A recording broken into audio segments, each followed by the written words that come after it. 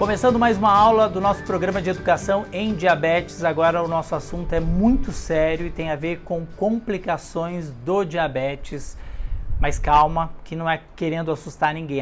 Nosso intuito aqui é ajudar a evitar as complicações. Mas para isso eu preciso te alertar para um número. Olha só, 43 amputações de membros inferiores por dia no Brasil. E esses números foram divulgados pelo Ministério da Saúde em 2020, e essas amputações são relacionadas a complicações por conta do diabetes. E Dr. Rodrigo, o senhor também tem números aí alarmantes em relação ao diabetes, a óbitos, né? Exatamente, Tom. Então, hoje, infelizmente, a gente perde a batalha para o diabetes, né? Muita gente não se cuida de forma adequada. Então, uma das principais revistas do mundo, né, que relaciona o tratamento de diabetes, a capa foi, né, morre uma pessoa a cada 8 segundos decorrente de complicações de diabetes.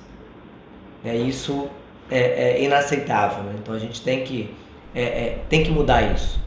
É um número assustador e o nosso intuito com esse programa de educação em diabetes é ajudar para que esse número diminua, né, e cada vez mais menos pessoas morram por conta de complicações de diabetes, porque informação e educação ajudam a salvar vidas. E agora, Dr. Rodrigo, vamos lá. Quais são as principais complicações por conta do diabetes mal controlado? Então vamos lá, Tom. Vamos de cima para baixo, acho que fica mais simples. Doença ocular, né? Então o diabetes ele é a principal causa de cegueira no Brasil. Ele pode gerar também doenças cardíacas, né? Em geral, se a gente pensar qual é a causa de morte mais comum no indivíduo com diabetes, a causa mais comum é doença cardiovascular. Então infarto, AVC, né, são causas comuns. O diabetes pode gerar doença dos nervos, e aí dá uma vasta gama de sintomas e de possibilidades, né? Então eu posso ter alteração dos nervos que inervam os órgãos, então eu posso ter uma neuropatia do coração, e aí o coração não conduzir a eletricidade dele, né, do ritmo de forma adequada, gerando aí arritmias. Eu posso ter alterações do nervo que manda mensagem para o estômago e esse estômago esvaziar mais lentamente, então o indivíduo fica com uma coisa que a gente chama de gastroparesia diabética, então o estômago fica lento, então às vezes o indivíduo fica enjoado durante o dia e às vezes ele tem azia com frequência, ou às vezes ele até regurgita, coloca alimento que ele comeu no dia anterior, porque esse estômago está se movimentando, está esvaziando muito devagar. Esse nervo também pode estar afetado porque o nosso intestino tem um movimento, né, chamado peristalse, e essa mensagem para o intestino se movimentar vem dos nervos, e essa movimentação diminuída pode gerar diarreia ou até constipação, então já sendo um sintoma de neuropatia. Outra complicação que pode acontecer no indivíduo com diabetes é a disfunção sexual, né? No homem, mais comum é a disfunção erétil, né? Mas na mulher também ela pode ter uma disfunção sexual, gerando aí uma menor lubrificação, né, vaginal, né, gerando relações sexuais dolorosas por conta de uma lubrificação prejudicada. Pensando ainda em complicações, a gente tem doenças vasculares dos membros inferiores, gerando um fluxo de sangue menor, né? Então, muitas das vezes o indivíduo pode reclamar de dor ao caminhar, né? Porque quando a gente caminha, a gente precisa de um fluxo de sangue maior, né, nas pernas, porque a gente está usando mais as pernas. E com esse fluxo de sangue não acompanhando o exercício, começa a ter dor. A gente chama isso de claudicação intermitente. Ele começa a ter que parar de caminhar por conta da dor. A falta, né, a neuropatia, a lesão do nervo nos membros inferiores pode dar dormência, pode dar perda de sensibilidade, né, que pode culminar aí com o pé diabético. Vamos então entrar nessa questão do pé diabético, né? É uma questão que sempre me preocupou muito, né? Tanto é que quando eu vou à praia, por exemplo, dificilmente eu ando descalço, com medo em relação ao pé diabético. E até mesmo às vezes por falta de informação. Medo mesmo, né? Eu tive que tirar uma pinta do pé e eu fiquei preocupado quando eu tirei, com medo de cicatrização, de ter alguma infecção e alguma complicação. Quais são os cuidados que o diabético tem que ter em relação ao pé e o que caracteriza um pé diabético? Então, em geral, esse indivíduo, primeiro ele tem que perceber se ele tem uma menor sensibilidade no pé.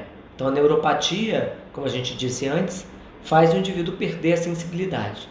Muitas das vezes, essa diminuição da sensibilidade não é total, então assim, não chega a ser uma anestesia, então ele tem só uma diminuição, e o indivíduo tem uma dificuldade de perceber que a sensibilidade dele diminuiu. Então é importante que ele fale isso durante consulta com seu médico para fazer testes específicos em relação a essa sensibilidade. Como você disse, citou esse exemplo da praia, que você tem medo de ficar descalço, se o indivíduo tem uma sensibilidade menor à temperatura, né, a areia pode estar quente demais, ele não sentir isso de forma adequada e queimar, né, aí a sola do pé, né, e fazer uma lesão, né?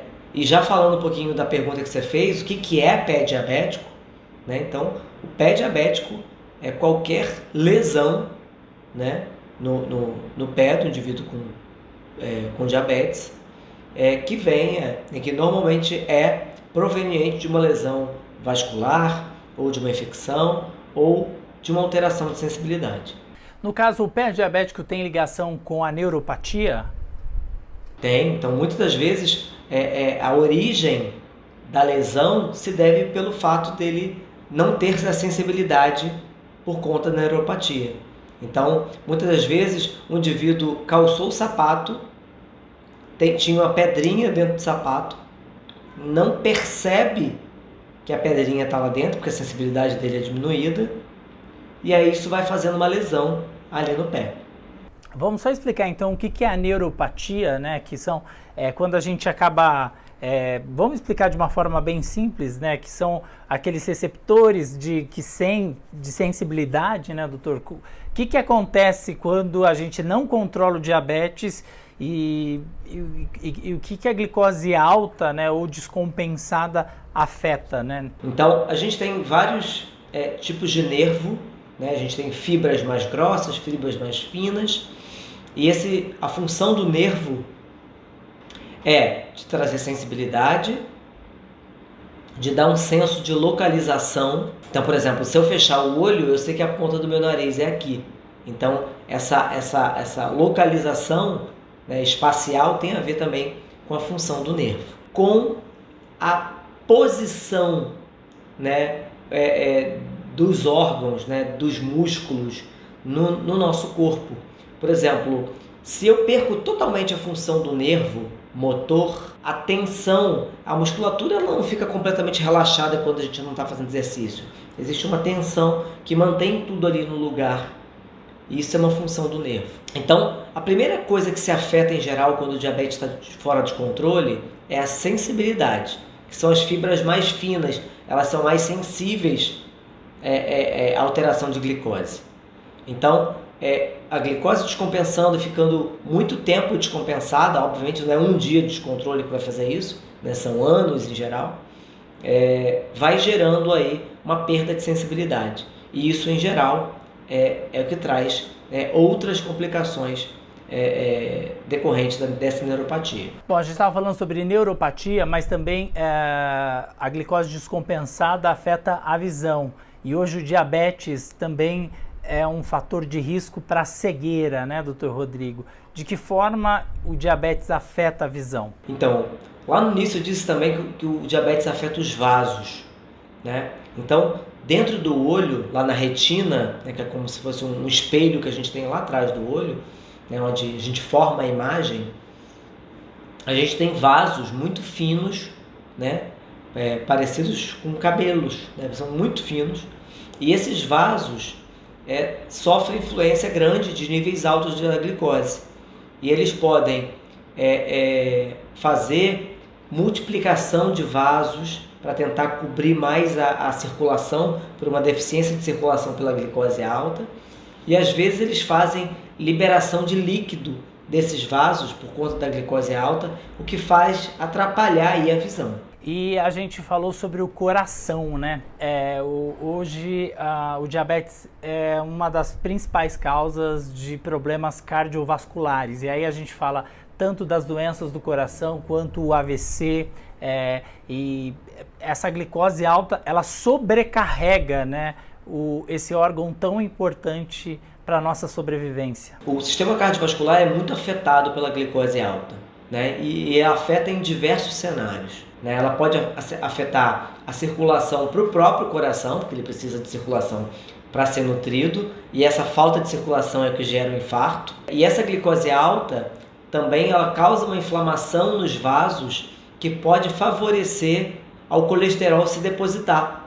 E aí entope, né, essas coronárias, né, que são os vasos do coração, com mais facilidade, né, aumentando aí o risco de infarto. A mesma coisa acontece por entupimento dos vasos que vão para a cabeça, podendo gerar aí o acidente vascular cerebral, conhecido como AVC. Hoje o diabetes também é um obstáculo e é um problema em relação à saúde sexual de muitas pessoas, né, Dr. Rodrigo?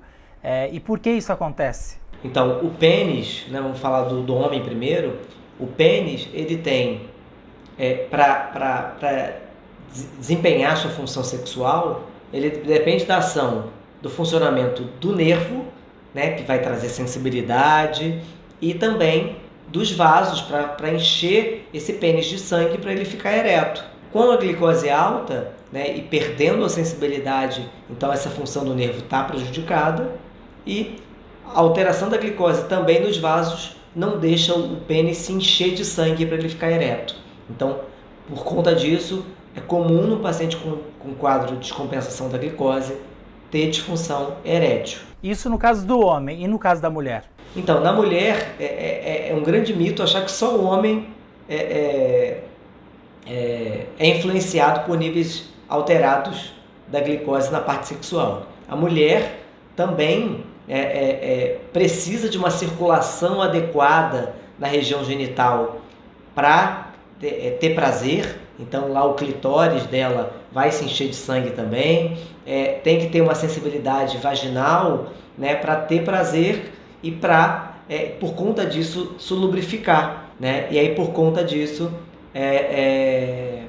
ela vai ter uma lubrificação prejudicada aí durante o ato sexual. Bom, doutor Rodrigo, a gente não precisa se aprofundar, porque a gente vai se aprofundar nesse tema mais à frente, mas a gente pode dizer que essas complicações têm reversão ou têm tratamento? Então, muitas das vezes, quando o indivíduo instala a complicação, ela tende a não desaparecer, né? Mas ela tem tratamento específico, né? Então, no caso da doença ocular, eu tenho hoje injeções no olho para tratar isso, tem o laser, a disfunção erétil tem medicações adequadas, mas o ideal é que o indivíduo se trate da forma mais precoce possível para que ele não tenha complicações.